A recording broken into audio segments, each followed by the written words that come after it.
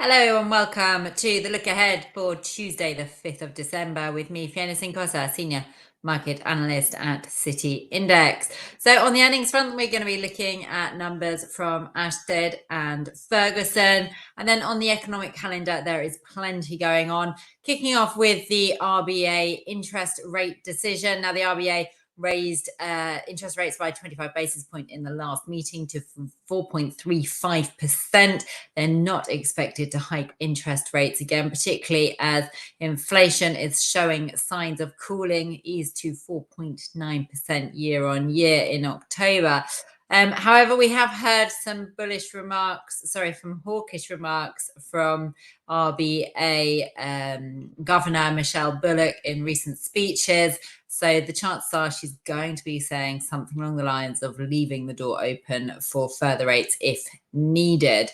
Now, just having a quick look here at the Aussie dollar, US dollar, we can see that there's been that really strong recovery across November. I said we previously in videos noticed that the Aussie US dollar rallied 4.35% in November. So a really strong move higher. It's just run into resistance, that falling trend line, which goes back to the beginning of the year, has pushed over the 200 SMA. So I think what we'll be looking here is what happens next. Is that 200 SMA support going to hold?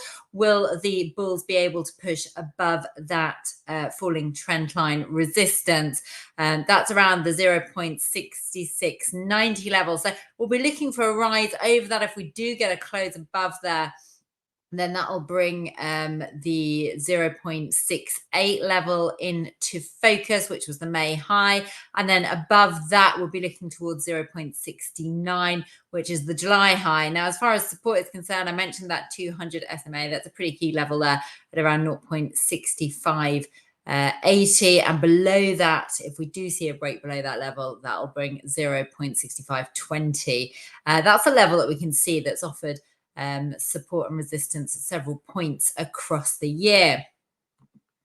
So just moving on, also we've got the Cakes and Services PMI for China. That's expected to come in. No, that came in previously at 50.4. Data that we had from China last week was pretty mixed as far as the manufacturing was concerned. Whilst the government official PMI for manufacturing actually showed a contraction, the Cakes and PMI for manufacturing was actually stronger than expected. So there are still concerns, though, about the recovery of the economic growth in China. So these figures will be pretty important. We've also got a services PMI and composite PMI from the Eurozone, which is expected to show a slight improvement in November from October, but still a contraction.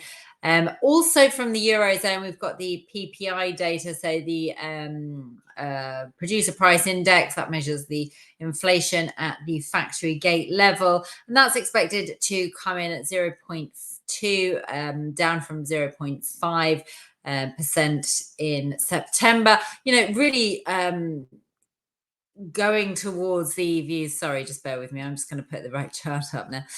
We'll just get the DAX chart going. Really sort of supporting the idea that the inflation in the Eurozone is cooling. It's cooling significantly. We know that consumer prices also cooled by more than expected to 2.4%. So that's just, really bringing the ECB's 2% target into focus. If we see continued cooling in PPI, that tends to bode well for continued cooling in the consumer price index. Now, as far as the DAX is concerned, again, a really strong November for the DAX. European equities as well as US equities, which we'll see shortly, have had an extremely strong month. On those bets that the central banks will start to cut interest rates sooner rather than later.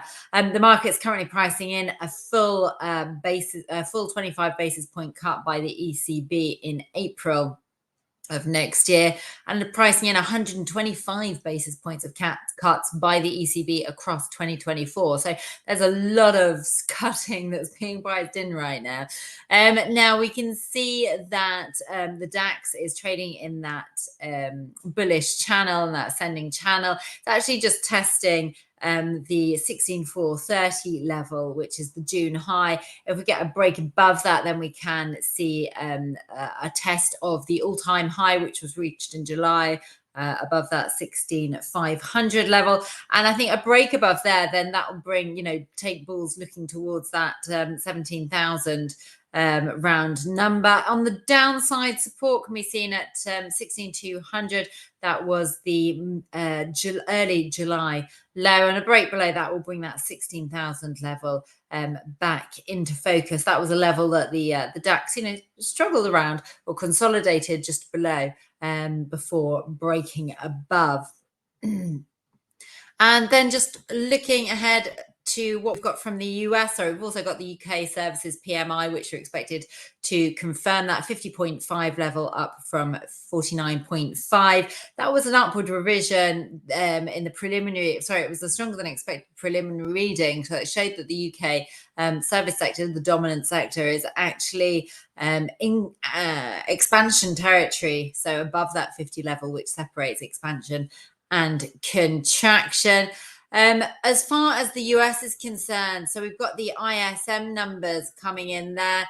They're going to be expected to show a slight increase to 52, up from 51.8. Now, this again is the dominant sector in the US, and the level 50 points to expansion above contraction is below 50. So this would suggest that the US economy is growing, the service sector is growing at a slightly faster pace in November than it was in October. Can see that it's sort of, just really stalling around just above that 50 level. Now, if we did have a weaker than expected reading, that would sort of support this view that the economy is starting to show some signs of weakness after the Fed's aggressive rate hiking cycle. However, a stronger reading would support the view perhaps that actually the economy is proving to be much more resilient than expected. Now, interestingly, the data comes after the ISM manufacturing PMIs on Friday, which actually came in slightly weaker than expected, showing another contraction. And then today that tied in with the US factory orders, which were much weaker than expected. They fell by 3.6% month on month, which was well below the 2.5% fall expected, and the weakest that they've been for 3.5 years, so since the COVID era.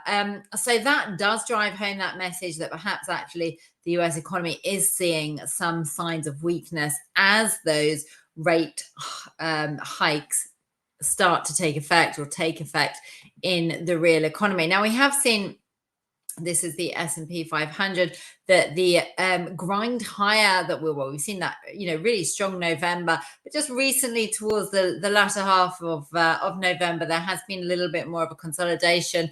The rise has been sort of running out of momentum, and so far the price has pushed over that 45.50 level and is heading towards the 4600, which is the July high. Now, if we get a break above 4600, then that will bring in the 4645 level, which was the March 22 high.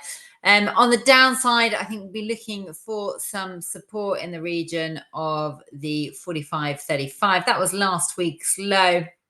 And if we get a break below that, brings 4,500 round number and 44.50, the June high, into focus. So loads to be watching tomorrow. I hope you've enjoyed the video. If you have and you've liked it, then please put a like. And if you would like to receive more videos like this, then please do subscribe. Have a great evening.